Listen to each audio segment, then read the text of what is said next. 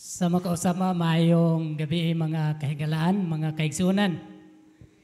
Mayong gabi Hinay man. Mayong gabi Okay, mayong gabi So, salamat kayo sa mensahe sa awit sa mga kabataan na to. Thank you kayo. So, karon nga kagabi upat nga gabi alang sa ato nga ikaupat usab nga topic ato nga paghisgutan nini nga kagabion. So, nining kagabion mga kaigsunan, dili ta maglangan. Ang atong topic nagawlahan og ang duruha ka pakigsaan. Unsa maning duha ka pakigsaan? Sumala pa sa Hebrehanon 8:13 nag-ingon siya, sa iyang paghisgot og bag-ong pakigsaan, giisip niya ang naunang pakigsaan, ingon nga kinaraan na. Ug bisan unsay kinaraan na, ug tigulang na, kana hapit na maanaw. Kini nga bersikulo mga kaigsunan, nagpatin-aw nga pinaagi sa pagpaila sa usa ka bag-ong nga pakigsaan. Gihimo sa Dios ang daan nga wala na magamit. Nagpasabot nga dili na kini magamit sa parehas nga panahon. Kini karaan og andam na nga mawala tungod kay ang bag-ong pakigsaan nagtuman og milabaw aning karaan nga pakigsaan. So atong tanawon mga kaigsuonan kung unsa maning duruha ka klase sa pakigsaan. Diri mga kaigsuonan ang daang pakigsaan. So, mao ni ang duha, usas sa duha ka pakigsaan nga atong paghisgutan karon. Ang una is, ang daan nga pakigsaan. Timanin ninyo na, kay mag-quiz ra bata. Pag ani, ang daan nga pakigsaan, ang saad sa Dios sa katawhan sa daan nga kasulatan. So, magkita na siya, dito po sa daan tugon. Gikan sa Genesis paingon sa Malakyas. So diya na siya makita mga kaigsuonan ang saad sa Dios sa katawhan sa daan tugon sa iyang mga katawhan sa mga Israelhanon. So diya na muna siya mga kaigsuonan gitawag og Mosaic law. Unsa man ni mga kaigsuonan nga nabilong diri sa daan nga pakigsaan. Unsa nga mga balaod sa una nga panahon mao ni siya. Mao ning moral law kanang napulo kasugo nga makita nato mga kaigsuonan sa Exodus 20 versikulo 13 paingon sa 17. So, naghisgot diha mga kaigsuonan og napulo kasugo sa Dios. So, ikaduha nga na ilalom niya ng daan nga pakigsaad mga kaigsuonan mao ang civil law. Sa una nga mga panahon sa mga Israelanon, mga katawan sa Dios, daghan sila balaod. Kani siya usa ni siya civil law. Balaod alang sa krimen, kung aduna sila maimo nga krimen, mga giya alang sa pag-atubang sa mga utang o pagkaulipon. So naa siya mga balaod ani sa mga katawhan sa Ginoo sa unang nga panahon. So mao ni siya mga kaigsuonan, nabilong siya sa daan nga pakigsaad. Unsa pa mga kaigsuonan? Ceremonial law o religious law, halad nga mananap. Sa unang mga panahon, magsimba sila sa Dios, magampo sila pinaagi sa paghalad sa mga mananap. Mag-ihaw sila kanding, baka or karnero.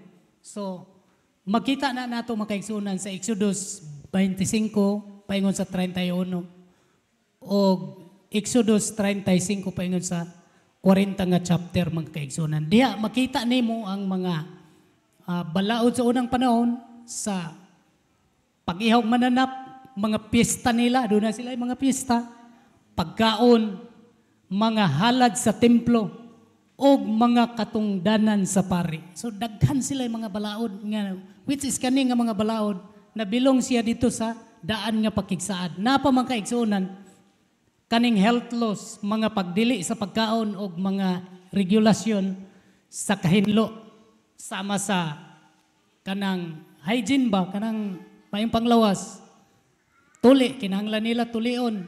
Hugaw na sa ila sa unang panahon, dili magpatuli. Mukaon nga dili manghunaw sa kamot. hugaw na sa ila, balaod na nila mga kaigsunan, which is nabilong siya sa daan nga pakigsaad. So, makita na ito mga kaigsunan diya sa Leviticus 11, chapter 11, 13, paingon sa 14. So, dirita mga kaigsunan, una nga, pakigsaad katong daan nga pakigsaad, mga pakigsaad sa Dios sa iyang mga katawan, mga Israelanon. Karon mga kaigsunan, dirita sa ikaduha nga pakigsaad. Duruha ka pakigsaad, mao na ni ikaduha, ang bag-o nga pakigsaad. Unsa man ni mga kaigsunan ang bag-o nga pakigsaad? Ang saad nga gihatag pinaagi kang Hesukristo sa bag-ong tugon. Nahitabo ni mga kaigsunan sa diya nga si Ginoong Hesus nagpakalansang sa krus. So adunay giingon niya diya nga bag-o nga pakigsaad. So kadtong nga mga pakigsaad nga naay mga pakigsaad dito sa daan nga pakigsaad nga wala na gi-apply diri sa dili na nato pwede gamiton diri sa bag-o nga pakigsaad. So makita nato diya mga kaigsunan no sa diha nga namatay na si Ginoong Hesus katong daan nga mga uban nga nabilong dito sa daan nga pakigsaad, wala na to gi-apil mga kaigsunan, wala na to gikinabuhi. Kapasayloan sa mga sala. Sa unang panahon, dito sa daan nga pakigsaad, kinahanglan mag-ihaw sa silang kanding, aya sila mapasaylo, or baka or karnero, aya sila mapasaylo. Makita na sa Hebrewanon 9:14 pangon sa 17. Apan, sa pag-abot ni Kristo mga kaigsunan, diretso na ta, direct na ta makapangayo og pasaylo, pinaagi sa patong pagluhod, pangayo pasaylo, mapasaylo ta. So muna siya ang diha na bilong ng bag-ong pakigsaad, makita sa Hebro. Tapos ikaduha mga kaigsunan, personal nga relasyon sa Dios. Imbes nga ang balaod sa Dios kay gawas sama sa mga papan nga bato. Kini giingon dire kini nahisulat na sa kasing-kasing sa mga magtotoo. So, makita nato sa Jeremias 31, versikulo 33. Sa unang panahon, sa daan nga pakigsaad, uban-uban pati nila tong bato nga gisulatan sa tudlo sa Dios nga napulo ka sugo. Pero sa karon, gisulat na sa atong mga kasing-kasing ng napulo ka sugo. Di na to daladalahon na sulod sa atong mga kasing-kasing. So, na sulod ra gyapon siya sa bag-o nga pakigsaad mga kaigsunan. So mo na itong bantayan no kay mopadulong ta di at sa unahan kung unsa ang mga balaod nga kiwala na dito sa daan nga pakigsaad o diri sa bag-o nga pakigsaad nga gikan sa daan nga pakigsaad. So mo na siya mga kaigsunan ikatulo pakigdugtong sa tao direkta sa Dios. Wala na kinahanglan na ang mga pari sa tao ingon nga mga tigpataliwala. Muna siya mga kaigsunan sa daang tugon na pa sila pari nga magpataliwala sa ilang mga sala, musumbong sila sa pari, uni ang pari mangayo og pasaylo dito sa Dios. Pero diri sa bag-o human sa pagpakamatay ni Ginoong Hesus mga kaigsunan, wala na kay tungod kay si Ginoong Hesus mao na ang ato nga pari. So, diretso na takang Ginoong Hesus magampo, di na tamo agi sa pare. Muna nang gipang wala na nga naa sa bag-o nga pakigsaad mga kaigsunan. Ang kaluwasan, makita diha sa Timoteo 2:5. Ang kaluwasan alang sa tanang tao. Sa unang nga panahon, ang mga katawhan sa Ginoo, mga Israelites, mo ray gihatagan og kaluwasan. Pero diri human pagpakamatay ni Ginoong Hesus mga kaigsunan, ang kaluwasan alang na sa tanang tao, dili lang para sa mga Israel, kundi para sa tanang nasod or mga katawhan nga mituo kang Hesus. Makita nato mga kaigsunan sa Galacia 3:28 paingon sa 29. Klaro na no? Nasabtan na nato ang duha ka mga pakigsaad. Unsa gayto?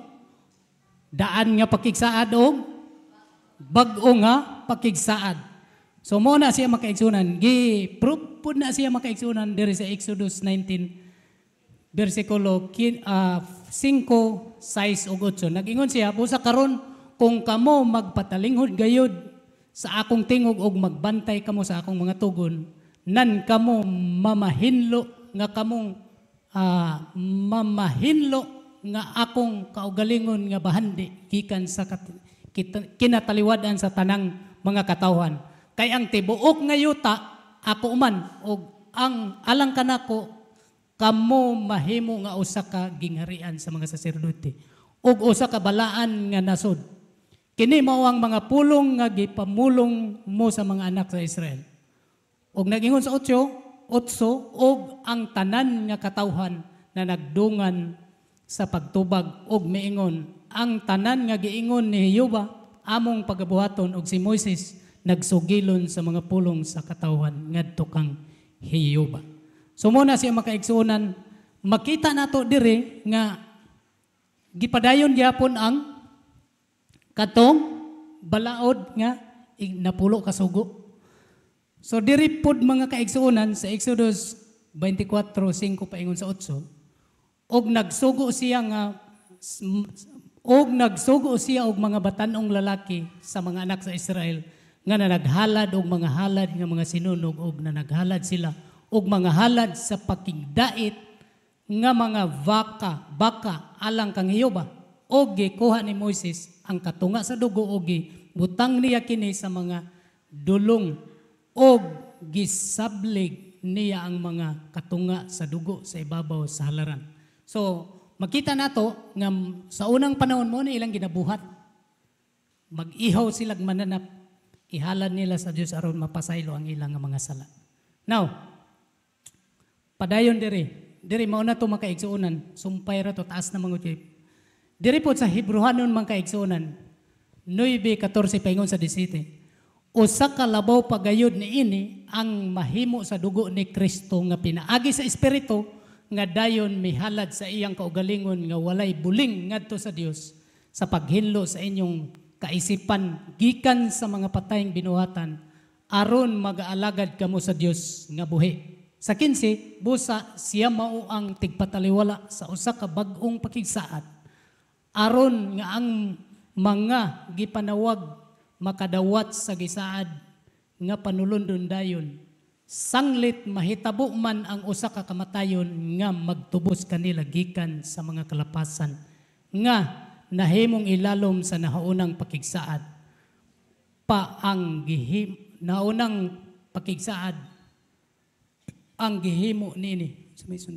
So diyan nato makita mga kaigsuonan nga si Kristo nagpakamatay, labaw pa ang iyang dugo adtong unang nga pakigsaad nga ilang ginahimo sa unang panahon, labaw pa iyang dugo nga niluwas ni limpyo sa atong nga mga sala kaysa atong mananap sa unang nga ginahalad nila mga kaigsuonan. So si Kristo ang katapusan nga halad. Karon mga kaigsuonan, dirita sa pangutana nga nagingon unsa man ang gipahunong dito sa cross.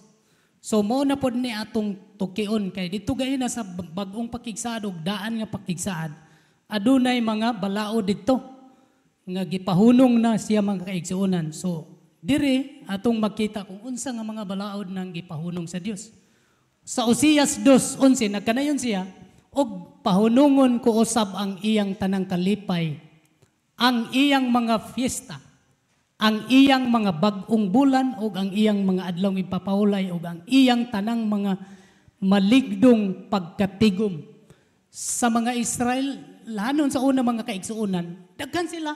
Mao na ilang mga balaod sa pista, na mga tulumanon nila ba? Ang uban, mga daghan sila mga balaod mga kaigsuonan. Mao na siyang hunong sa Ginoo. Gipahunong na sa pag-abot ni Kristo, giwala na to siya. Kanang mga fiesta, unsa pa diri, bag-ong bulan, na sila mga tulumanon na mga kaigsuonan o mga adlaw ng igpapahulay. So, niya pa sa unahan mga kaigsuonan, giingon diri, og siya magapamatuod sa ligon nga tugon uban sa daghan sulod sa usa ka semana. Og sa tunga sa semana, iyang pahunungon ang paghalad og ang halad nga kalanon og ibabaw sa pako sa mga madulumtanan muanhi ang magalumpag og bisang hangtod sa pagtibawas og kana sanglit nagtagal na ang kaligutgot igabubo sa ibabaw sa linumpag. So diri mga kaigsuonan atong makita no, ang halad giwala na. Sa bagong pakigsaad, katong mga halad-halad nila, mo ito'y giwala mga kaigsuonan.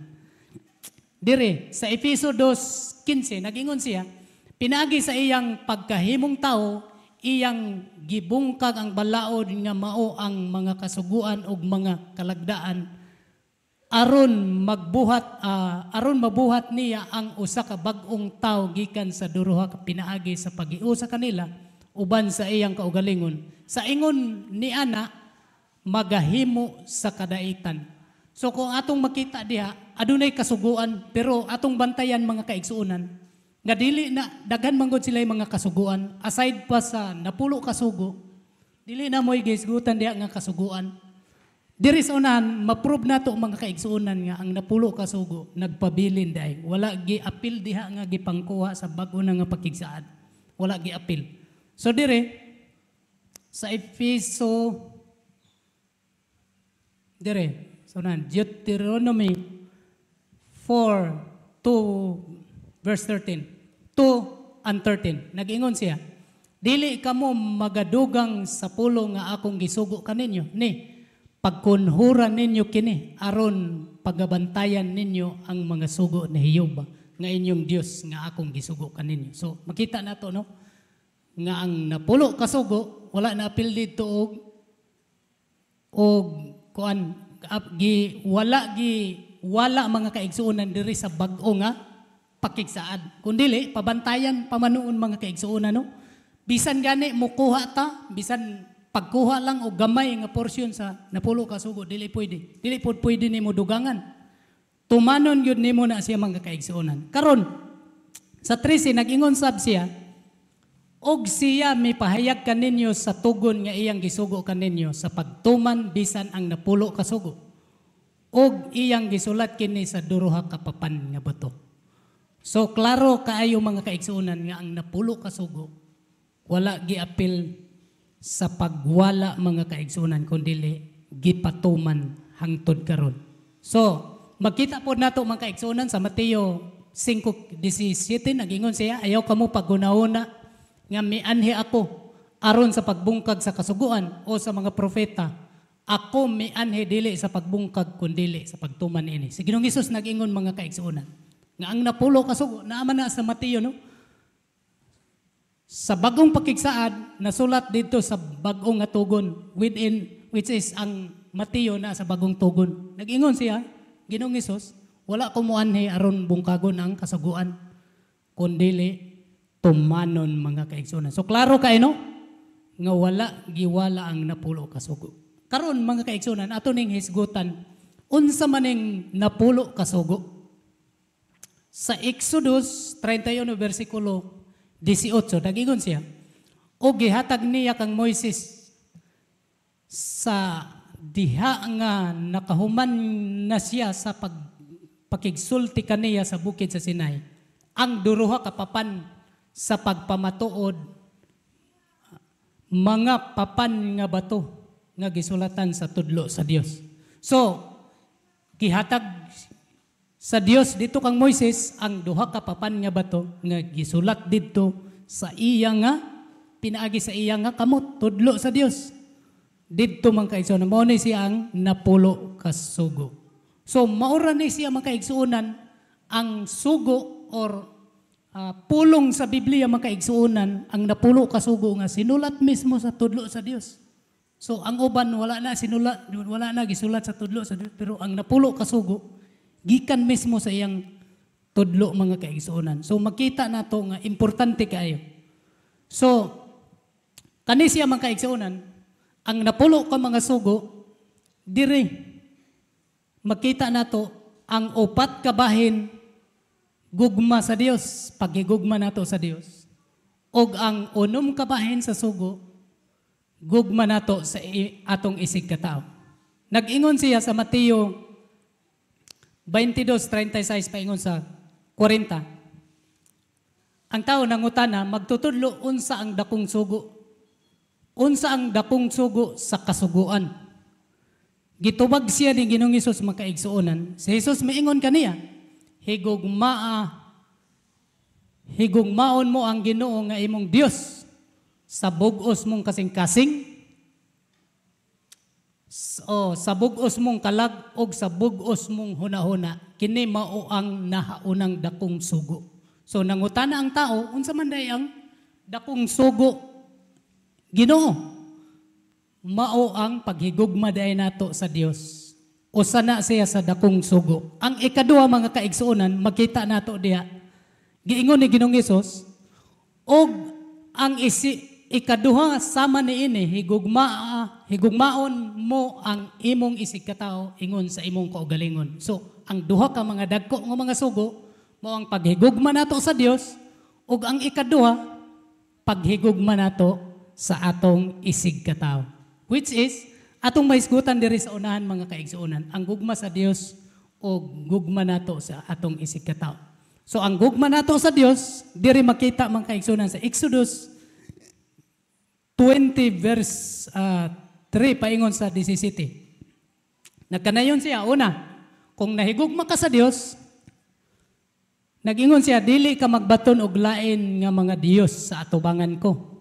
So mo na ang gugma nimo sa Dios. Ikaduha, alang kanimo dili ka magbuhat og usa ka larawan nga linilok bisan sa dagway sa bisan unsang butanga nga atoa sa itaas sa langit, kun dinhi sa ilalom sa yuta, kun sa ana sa tubig sa ilalom sa yuta.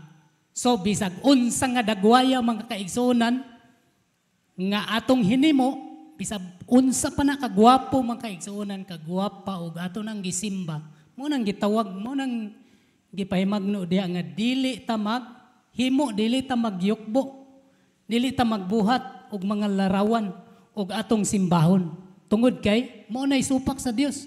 So kung imo nang himuon mga kaigsuonan, wala ka nahigugma sa Dios. So ikaduha na siya mga kaigsuonan sa upat kagugma nato sa Dios. So ikatulo siya mga kaigsuonan, makita sa Exodus 20 versikulo 5, nagkanayon siya, dili mo iyukbo ang imong kaugalingon kanila, katong imong gipanghimo nga bisag unsa nga klaseng dagwaya. Dili nimo iyukbo ang imong kaugalingon. Ni mag-alagad kanila kay ako si Jehova nga imong Dios. Mao ang Dios nga abuguhan nga nagduaw sa pagkadautan sa mga aman sa ibabaw sa mga anak. Sa ibabaw sa ikatulo ug sa ibabaw sa ikaupat kakaliwatan sa mga nagadumot kanako. So klaro kaay mga kaigsuonan. Mo nang ikatulo nga gugma nato sa Dios. Kinahanglan dili nato na himuon mga kaigsuonan. So ikaupat mga kaigsuonan nga nabilong sa gugma nato sa Dios, mao ni siya. Makita sa Exodus 20 versikulo 6, nag-ingon siya, dili pa ni, diri mga kaigsuonan sa city. Diri. Ang ikaupat nga gugma nato sa Dios, nagkanayon siya sa city, dili mo pagagamiton ang ngalan ni Jehova nga imong Dios sa pasipala. Kay si Jehova dili mag-isip nga walay sala ni adtong nagagamit sa iyang ngalan sa pasipala. So mao na ang gugma nato sa Dios nga dili nato himuon.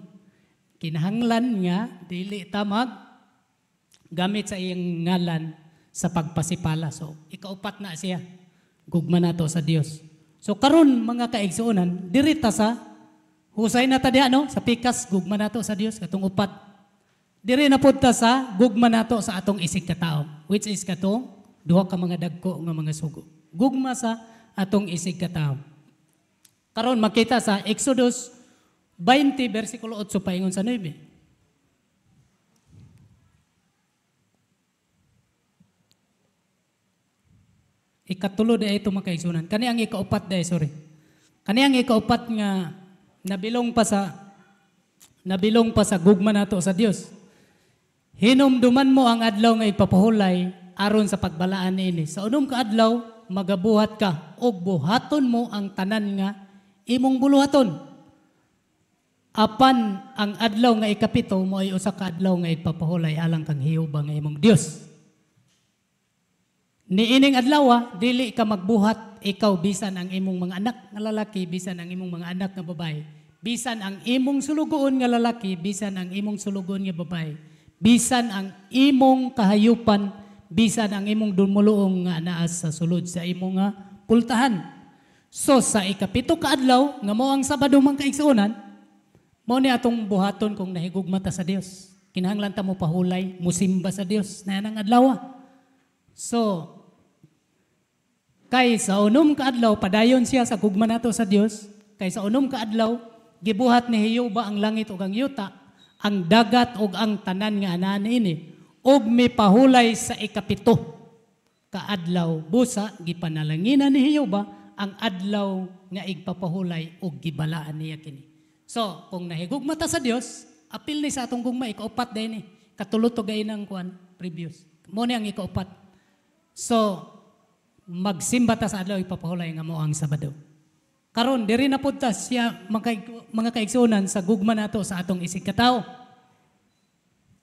Makita nato sa Exodus 20 bersikulo 12. Kung nahigugma ta sa atong isig ka tawo, tahuron mo ang imong amahan o ang imong inahan aron magahataas ang imong mga adlaw sa yuta nga ginahatag kanimo ni Jehova nga imong Dios. So, tahod sa ginikanan. Tanaw, pangutanon ta mo mga kaigsunan, nindot siya dili. May maayo ka ng dili magtahod sa ginikanan o magtahod sa ginikanan. Maayo ang sugo, nindot kayo ang sugo mga kaigsunan. So, sunod nga sugo, unom nga sugo, which is nabilong siya sa gugma nato sa atong isig ka tawo, dili ka magpatay. So kung nahigugma ka sa imong isig ka tawo, dili ka magpatay. Pito mga kaigsunan nga sugo, dili ka magpanapaw. So, dili ka manapaw. Kung adunay asawa, kabalo naman mo unsay panapaw, di ba? So, dili ni mo na buhaton kung nahigugma ka sa imong isig ka tawo. Karon mga kaigsunan, sa ikawalo, dili ka mangawat. So, kung nahigugma dahil ka sa imong isig ka tawo, mangawat dahil ka, kawatan dahil ni mo siya.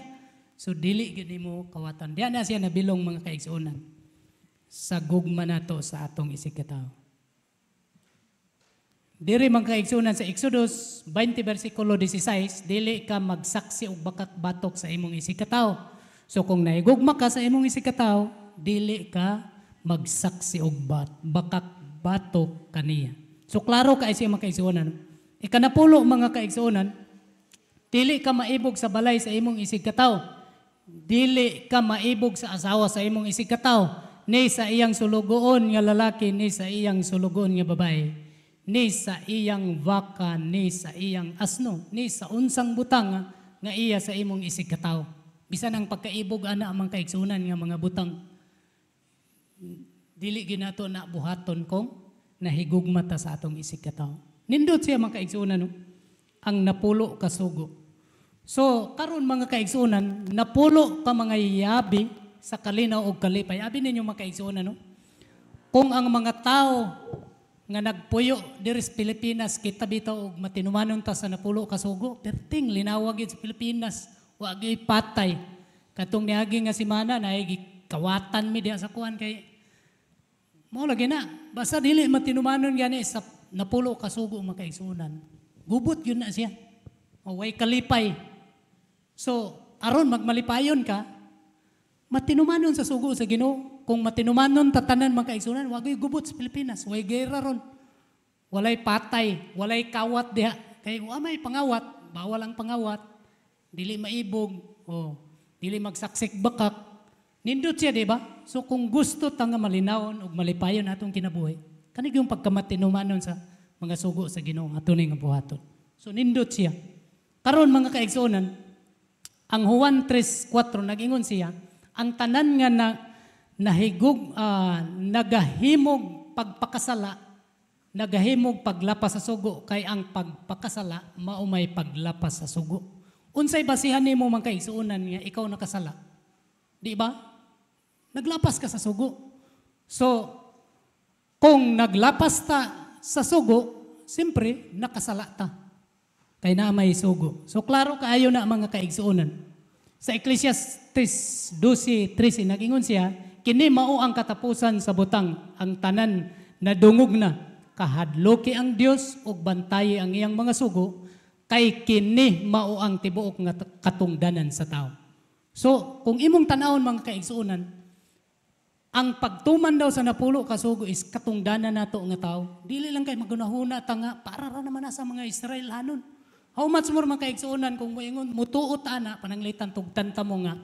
Moingon ta nga para ra na sa ilang napulo ka sugo. So tugtan na dahil ni moron nga pwede ra magpatay, pwede ra mangawat, pwede ra.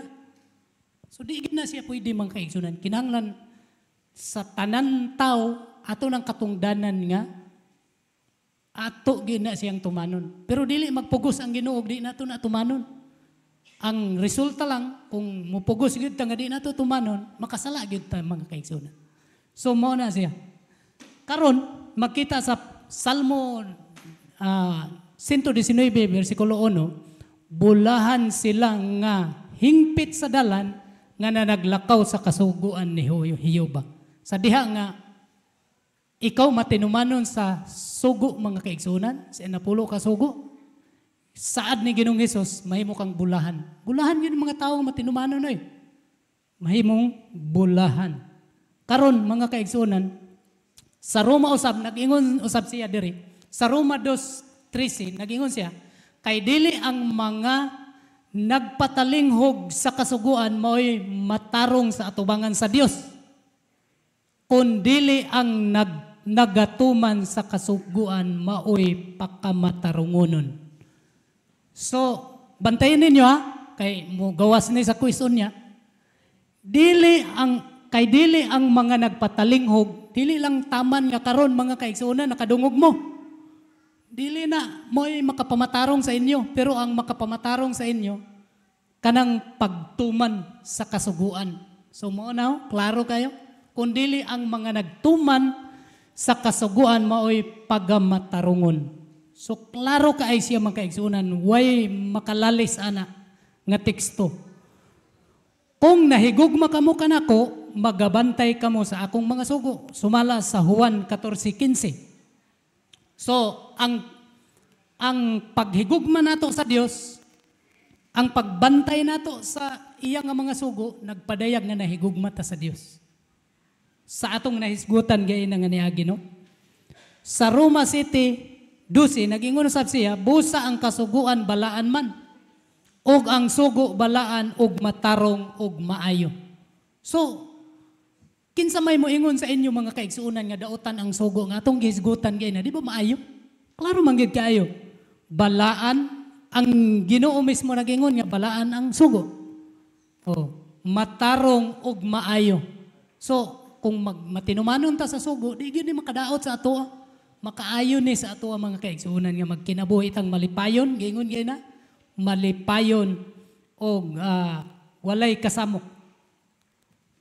Diri mga kaigsuonan sa Mateo sab nag-ingon siya sa Mateo 5:17 paingon sa 19, siya ming anhi sa kalibutan dili sa pagbungkag sa kasuguan kundi sa pagtuman niini. So klaro kaayo mga kaigsuonan no nga si Ginoong Hesus sa iyang pag-anhi, since nagpakamatay siya sa Kalbaryo sa cross, unya na siya bag-o nga pakigsaad, ay mo gunahuna nga, giwala na to kay naapil to sa daang pakigsaad.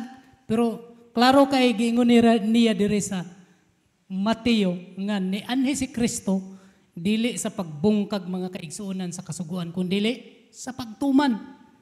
Karon gugma sa Dios o gugma sa atong isig katao ang pagkawalay kinutuban sa kasuguan. So, i-prove nato mga kaigsuonan pinaagi sa atong makita nga mga teksto karon kung naabay katapusan sa kasuguan or sa napulo kasugo, naabay kinutuban.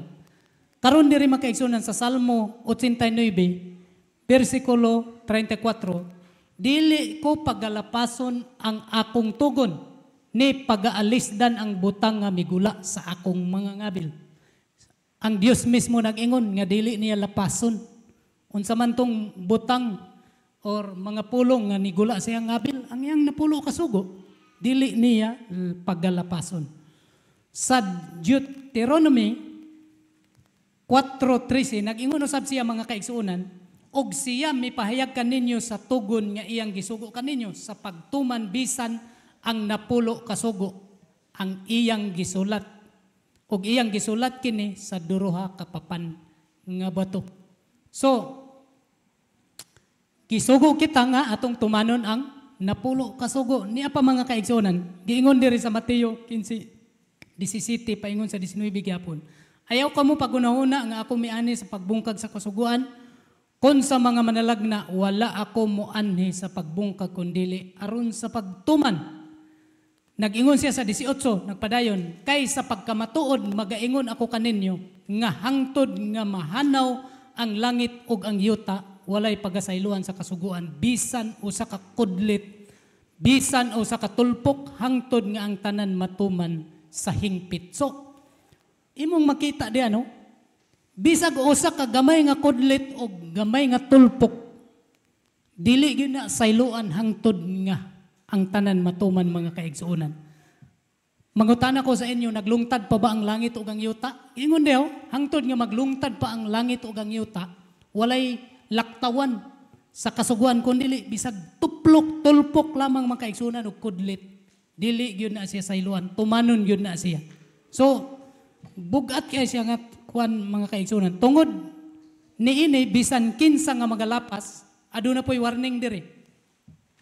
Bisan unsa nga magalapas sa usa niining mga sugo nga labing dyutay og magtudlo sa mga tao sa ingon sa paganganlan nga labing sa mga tao sa ingon paganganlan nga labing dyutay sa gingarian sa langit apan bisan kinsa ang magtuman og magapanudlo kanila kini paganganlan nga dako sa gingharian sa langit. So sa diha nga moingon gani ita nga wala nang sugo mga kaigsuonan, delikado ka. Kay ikaw ang pinakagamay or isipon ka nga pinakajutay ngadto sa langit. So, mauna mga kaigsunan nga itudlo yun nato. Itudlo nato nga tumanon yun ang sugo kay nga naman. Himuon kang dako dito sa gingarian sa langit. Ang Ginoo mo'y nag-ingon mga kaigsunan, no? Sa unang Timoteo 6:14 nag-ingon siya nga nga bantayan mo ang sugo sa walay buling, sa walay ikasaway hangtod sa pagpadayag sa atong Ginoong Hesukristo. So bantayan ang mga sugo. So bantayan nga walay buling o walay ikasaway hangtod sa pagpadayag ni Kristo. Wa pa mo balik si Kristo mga kaigsunan mo na nga karon magbantay pagitaaning napulo ka sugo. Kay hangtod man sa iyang pagpadayag atong bantayan ang sugo. Sa Juan 2:4 nag-ingon usab siya mga kaigsunan. Siya nga nagaingon, nasayop ni. Siya nga nagaingon, ako nakaila kaniya, apan wala magbantay sa akong mga sugo, kini siya bakakon ug wala kaniya ang kamatuoran. Kasakit ani nga pagkasulti mga kaigsunan, no? Usahay mo ingon ta nga, pwede ta mo ingon nga nagbantay ko sugo. Aw nahigugma ko sa imo Ginoo. Apan or nakaila ko sa imo Ginoo, nailhanta ka. Apan wa gay ka nagbantay sa sugo, giingon sa Ginoo man kaigsunan nga ikaw bakakon ug wala kanimo ang kamatuoran. So klaro kay na sakit kay ang pagkaistorya, no?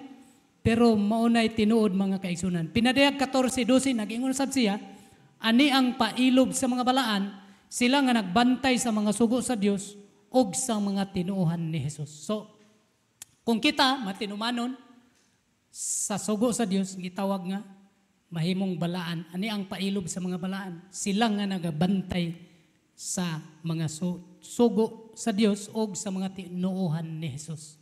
So unsaon nato pagkahimong balaan mga kaigsunan ug dili ta matinumanon sa sugo. So mao na siya mga kaigsunan nga ang atong nga tema karon nga semana, New Life in Christ, bag-ong nga kinabuhi diha kang Kristo.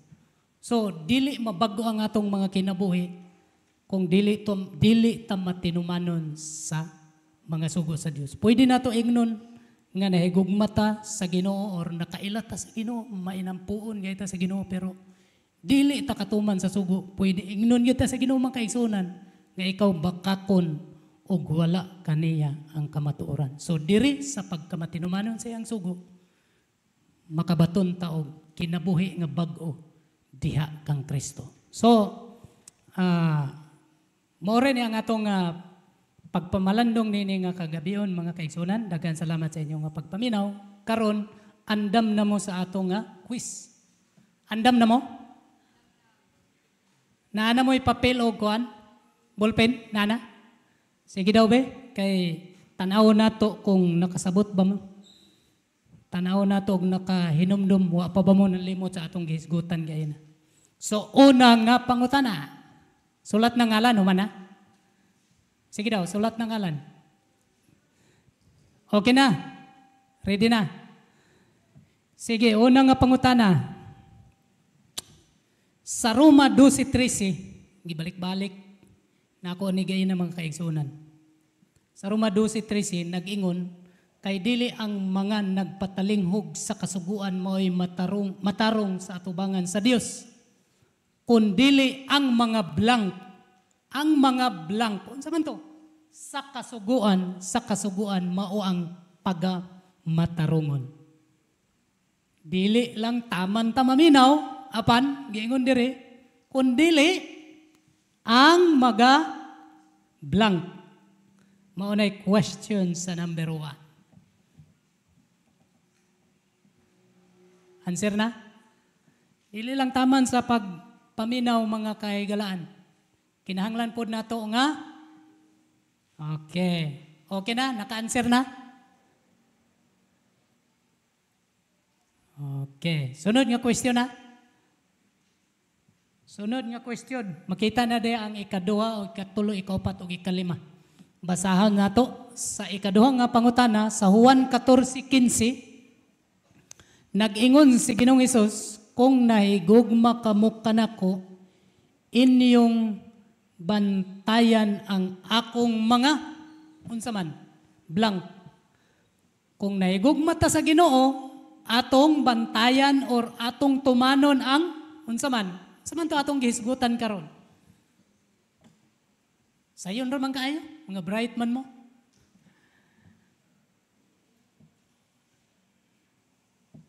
Okay na. Murag premyo ani sa kuno. Highest no? Pasigtanan mo mahayes ha. Sige daw. Ang question number 3 o number 4. Duha ka buok pwede magkabali-bali inyong tubag. Basta kay kanang duha. Sa Mateo 22, nga gihisgutan nato gayna, 34 paingon sa 40, nag-ingon, unsa ang duha ka mga dagkong mga sugo.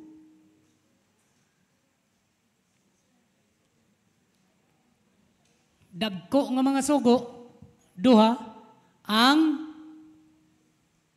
kuan nato sa og sa duha. Katong mga dagko nga mga sugo nga giingon ni Ginoong Hesus nga dunay nangutana nga unsa magtutudlo unsa man ang duha ka mga dagko nga mga sugo. Nga kung nahigugma ta, dili nato buhaton sa blank og sa blank. So pwede ra na magkabali-bali duha mga kay galaan ang inyong answer. Okay na? So, number 5 is bonus ni nga question. Sumala sa atong pagtuon karon nga gabi, kinahanglan pa ba nato tumanon ang napulo ka mga sugo o dili na? Bonus na siya, pero nagi-answer ana nga the best. Sakto gini answer. Pero i-bonus na lang na sa inyo. Bisag sa inyong tubagana, oo or dili, yes or no. Okay na? Okay na, no?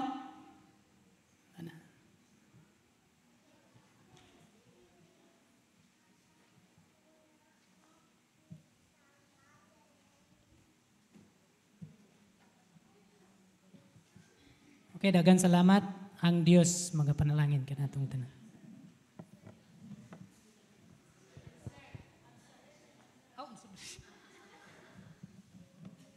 Sorry. Palong naman una ako. Sa answer pamanday. Sabi na ako kamuray mo answer, ana. Sige daw. Check. Magkuhan pa ba ni sila, mag-change? Dili na.